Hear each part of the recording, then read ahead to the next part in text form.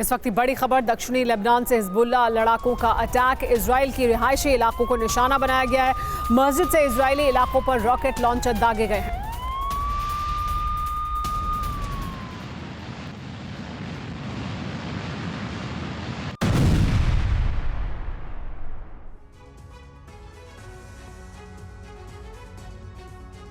किम ने तालिबान को परमाणु दान दे दिया है और इसी के साथ तालिबानी लड़ाके गाजा कूच कर गए हैं। गाजा पहुंचते ही वो एटमी विस्फोट कर सकते हैं।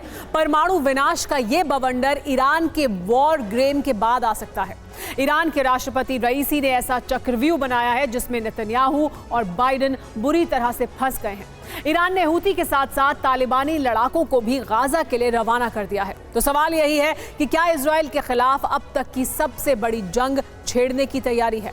क्या तालिबानी लड़ाके गाजा में उत्तर कोरिया का एटम बम फोड़ने वाले हैं?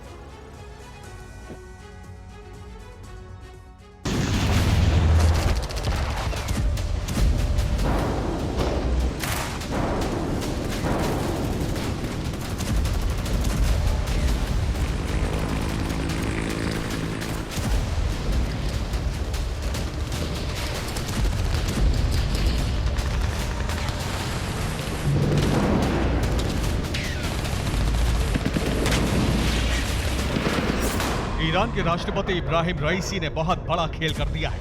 खेल की वजह से परमाणु विस्फोट होने वाला है।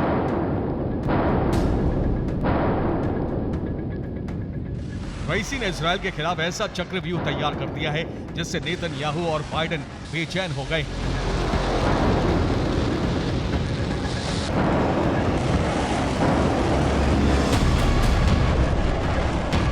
दो महीने बाद ईरान के खतरनाक प्लान का खुलासा हुआ है।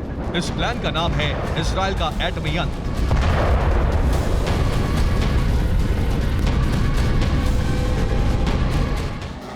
ईरान को हल्के में लेना अमेरिका और इजरायल को भारी पड़ने वाला है। अब होने वाला है जिसकी कल्पना किसी ने नहीं की थी।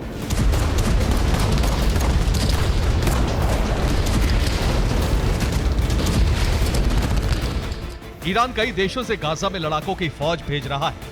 ये फौज जैसे ही गाजा में इकट्ठा होगी उसी वक्त इजरायल के खिलाफ सबसे बड़ा संग्राम शुरू हो जाएगा। बावजूद इसके अगर आईडीएफ ईरान के भेजे गए लड़ाकों पर भारी पड़ी तो युद्ध के मैदान में एटमी धमाका होना तय माना जा रहा है।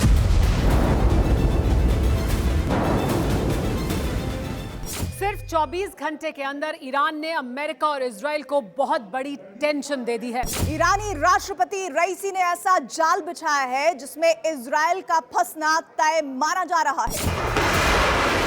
ईरान ने हूती के साथ साथ अफगान लड़ाकों को भी गाजा भेजना शुरू कर दिया है। इंटेलिजेंस एजेंसियों की एक रिपोर्ट के मुताबिक ईरानी सेना अफगान लड़ाकों की भर्ती कर रही है। बड़ी तादाद में अफगानी सुसाइड बॉम्बर की भर्ती की जा रही है। भर्ती के बाद ईरान इन्हें गाजा की धरती पर भेज रहा है।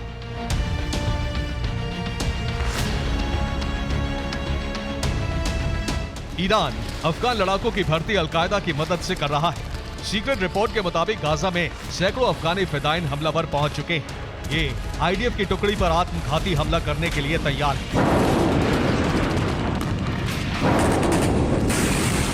ईरान गाजा में सिर्फ अफगान लड़ाकों को ही नहीं भेज रहा है, हजारों हूती लड़ाकों को भी गाजा में युद्ध के लिए भेजा जा रहा है। गाजा में हजारों लड़ाकों की फौज उतारने की तैयारी है ताकि इजराइल को उसी की भाषा में विध्वंसक जवाब दिया जा सके।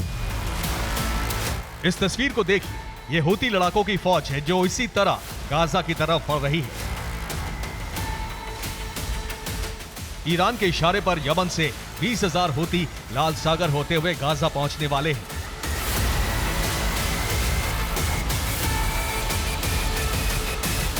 हूती के लड़ाके घातक हथियारों से लैस हैं। हूती की ये सेना जैसे ही गाजा पहुंचेगी ठीक उसी वक्त ऐसी जंग शुरू हो जाएगी जो तीसरे विश्व युद्ध में बदल सकती है।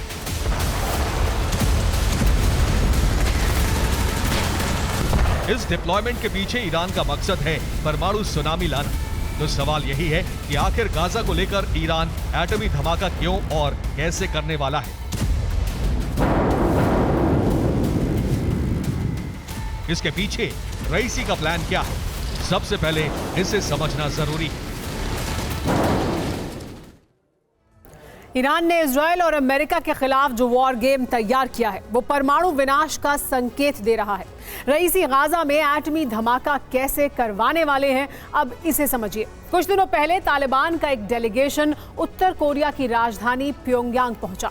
यहां तालिबानी डेलीगेशन से उत्तर कोरिया के तानाशाह किम जोंग उन से मुलाकात की गई। दावा किया जा रहा है कि यह मीटिंग एटमी डील को लेकर हुई। सीक्रेट रिपोर्ट तो यह भी कह रही है कि किम जोंग तालिबान को परमाणु बम देने को तैयार हो गया है। तालिबान और किम के बीच यह मुलाकात ईरान के इशारे पर हुई। तालिबान और किम जोंग के बीच मीटिंग खत्म हुई और इसी के साथ रईसी का असली वॉर गेम शुरू हो गया। ईरान के कहने पर हजारों तालिबानी लड़ाके गाजा के लिए रवाना हो गए। इसमें बड़ी तादाद में फिदायीन हमलावर हैं। ये हमास के साथ मिलकर इजराइल के खिलाफ बहुत बड़ी जंग छेड़ने निकले हैं। ये वही लड़ाके हैं जो गाजा में उत्तर कोरिया से मिलने जा रहे एटम बम को फोड़ सकते हैं। एक तरफ ईरान ने तालिबानी लड़ाकों को गाजा भेजा तो दूसरी तरफ हूती को भी गाजा के लिए रवाना कर दिया। यमन से हूती के 20,000 लड़ाके लाल सागर होते हुए गाजा पहुंचने वाले हैं। हूती ने इसका वीडियो भी जारी किया है। ये सब कुछ ईरान के इशारे पर हो रहा है क्योंकि ईरान इजराइल को मिटाने की तैयारी कर चुका है।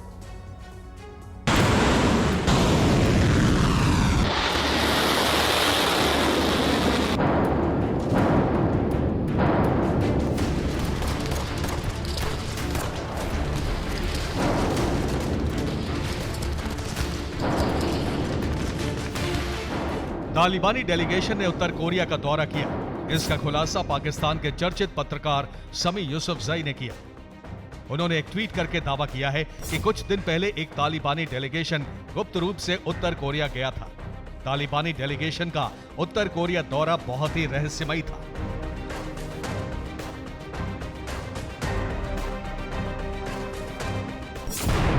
दावा किया जा रहा है कि तालिबानी डेलीगेशन परमाणु बम के लिए उत्तर कोरिया पहुंचा था। इस डेलीगेशन ने उत्तर कोरिया के राष्ट्रपति किम जोंग उन से मुलाकात की। माना जा रहा है कि दोनों देशों में एटमी डील को लेकर बातचीत हुई। रिपोर्ट तो यह भी है कि अफगानी डेलीगेशन के साथ मुलाकात के बाद किम अफगानिस्तान को एटम बम देने के लिए तैयार हो गया है। किम तो तैयार है, लेकिन उसे पुतिन और जिनपिंग के ग्रीन सिग्नल का इंतजार है। जैसे ही हरी झंडी मिलेगी, किम एटम बम देने में देरी नहीं करेगा।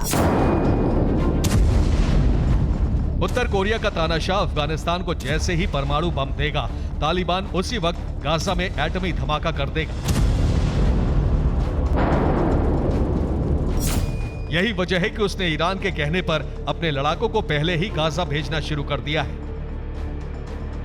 इसका मतलब यह हुआ कि गाजा में परमाणु विनाश का बहुत बड़ा खतरा मंडराने लगा है। तो सवाल यह है कि क्या ईरान की चाल से यानी हूती और अफगानी लड़ाकों के आने से इजराइल और अमेरिका उलझ गए हैं? Israeli defence minister Yoav Gallant ने जो कुछ कहा है उससे तो यही लग रहा है कि ईरान की जाल में इजराइल बुरी तरह फंस गया है। गैलेंट ने कहा कि इजराइल पर Gaza, West Bank, Lebanon, Syria, Iraq, Yemen और ईरान की तरफ से लगातार हमले हो रहे हैं। इजराइल 7 मोर्चों पर युद्ध लड़ रहा है। लेकिन अब इजराइल की मुसीबत और बढ़ने वाली है। हजारों हूती और अफगान लड़ाके गाजा पहुंच रहे हैं। जिस वक्त इनके हमले शुरू होंगे उस वक्त इजरायली सेना बैकफुट पर आ सकती है। इस बात का एहसास आईडीएफ को अभी से हो गया है। शायद इसीलिए उसने लंबे वक्त तक युद्ध लड़ने का प्लान तैयार कर लिया है।